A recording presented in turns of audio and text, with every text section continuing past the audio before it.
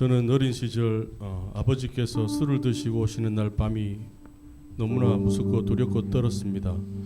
왜냐하면 술을 드시고 오시는 날은 어머니를 괴롭히고 때로는 손찌검도 하셨으니까요.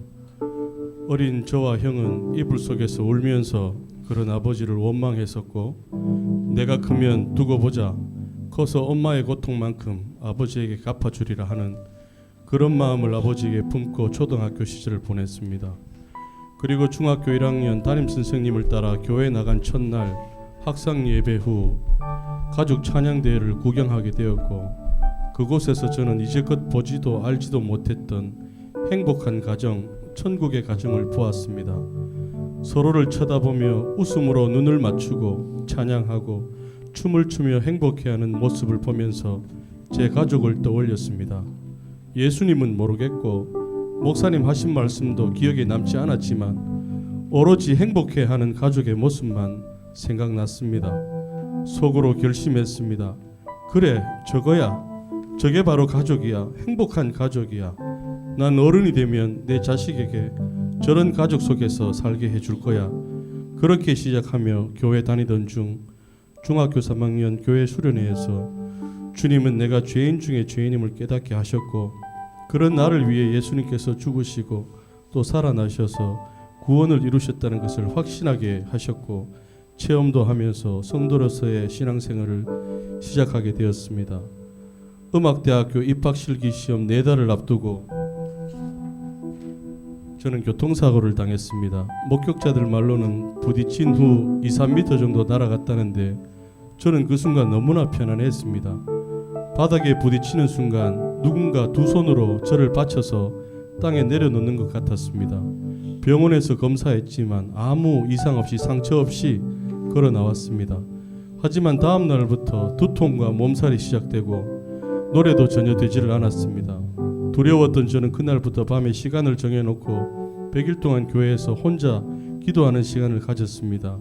실기시험 치는 날 시험장에서 노래를 부르던 그 시간에 하나님은 제게 분명히 음성을 들려주셨습니다. 윤보가 평안하라고.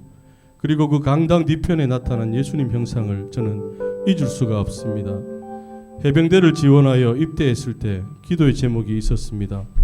하나님, 기도할 수 있는 방을 주십시오 했는데 일병 달 때부터 본부대에 유례가 없던 생활관 지킴이로 발탁되어 전화기, 냉장고, TV가 있는 방에서 근무하게 되었고, 제대 2달을 남겨두고는 내무실로 돌아가 최고 고참으로서 취침 전 모든 중대원들이 성경을 읽게 하는 통로로 주님이 저를 쓰셨습니다. 결혼을 할 때도 어린 나이에 수없이 기도했던 믿음의 가정, 행복한 가정을 꾸릴 수 있도록 4대째 믿음의 가정의 딸을 제 아내로 보내주셨고, 그 사람은 지금 저기 앉아서 반주를 하고 있습니다. 20년 전 어머님이 유방암에 걸려서 병원에 입원하셨을 때 믿는 사람은 집안에 저밖에 없었습니다. 병상에 엄마와 둘이 있던 저는 다른 병상에 병문안을 오신 타교회 목사님과 성도들 10여 분께 제 사정을 말씀드리고 함께 저희 어머니를 위해 기도해달라고 부탁드렸고, 그런 어머님은 유방암 3기를 이겨내시고 지금은 교회를 다니시면서 건강하게 살아가고 계십니다. 마지막으로 저와 집사람에게 주신 기업 얘기입니다. 주로 집에서 그리고 방문 개인 레슨을 하던 저희는 연습실 겸 작은 음악 교습소를 찾고 있었는데, 그때 권리금이 1,000만 원이나 되어 그 교습소를 보료하고 좋은 기회를 주십사 기도했습니다.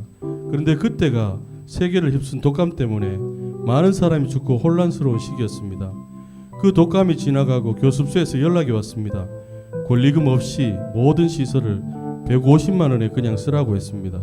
독감으로 수강생이 7명으로 줄어든 소규모 교습소가 되었는데 다른 사람에게 권리금을 요구할 수 없게 된 상황으로 주님이 몰아가신 것이었습니다.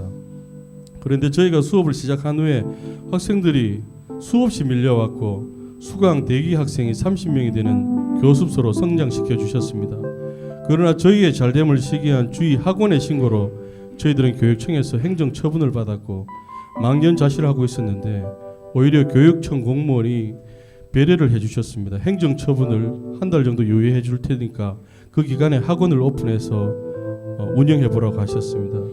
그렇게 해서 지금까지 축복된 하나님의 기업이 되었습니다.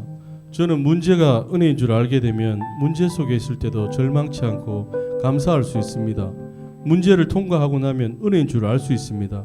그래서 우린 천국 가면 모든 것, 고난까지도 주님이 허락하신 은혜의 선물로 고백하게 될 것입니다.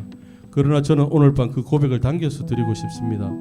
행복한 가정을 꿈꾸게 하시려고, 그리고 하나님을 향한 목마름을 주시려고 악한 역할을 담당한 아버지를 주신 하나님께 감사드립니다.